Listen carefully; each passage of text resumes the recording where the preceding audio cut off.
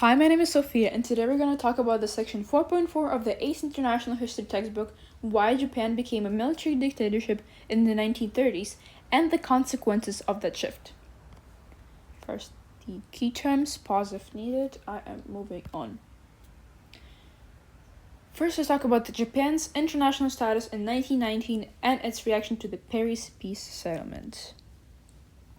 Japan emerged from World War I as a strong industrial and naval power. It gained territory in China and a permanent seat in the League of Nations Council. Despite adopting a constitutional democracy and cooperating with Western powers, tensions still grew. At the Paris Peace Conference in 1919, Japan's proposal for racial equality was rejected, mainly due to the opposition from the United States and Britain. This caused resentment and a sense of humiliation. Although Japan continued cooperation, including naval limits at the Washington Naval Conference, and the distrust of the West increased. Now the political and economic factors in the failure of democracy. Political weakness undermined democracy.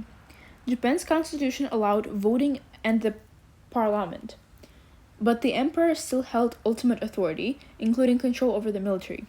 Political parties were seen as corrupt and ineffective, focusing on internal issues rather than national strength. Nationalist groups and secret military societies grew in influence and opposed party politics. Public anger increased after events like the 1924 U.S. Immigration Act, which banned Japanese immigration. Political violence escalated, including the assassination of Prime Minister Inokai Tsuyoshi in 1932. Military leaders also had direct influence in government, reducing civilian control. Economic problems further weakened democracy. After a brief post-war boom, Japan faced falling exports, unemployment, and industrial decline. The Great Depression made conditions worse, especially in rural areas where poverty and famine spread. Textile exports dropped sharply, and many people lost faith in democratic governments. This economic crisis increased support for strong leadership and expansion abroad as a solution. The turning point came with the invasion of Manchuria in 1931.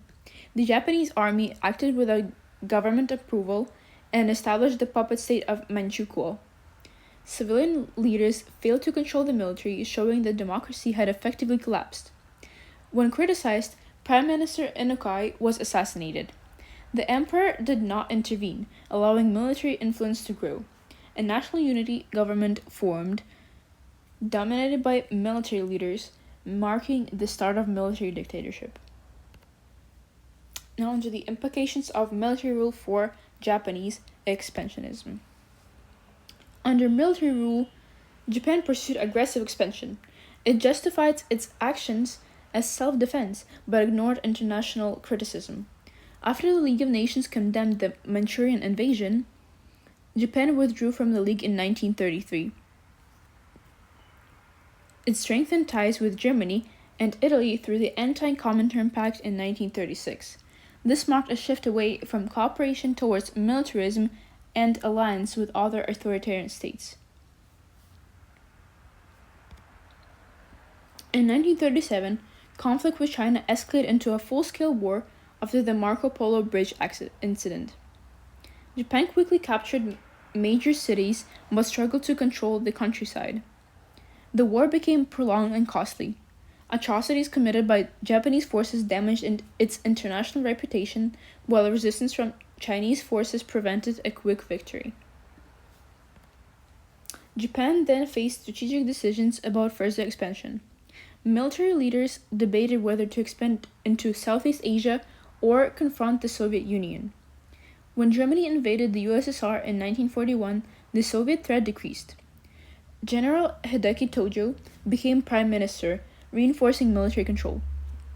Japan aimed to secure resources and complete its conquest of China.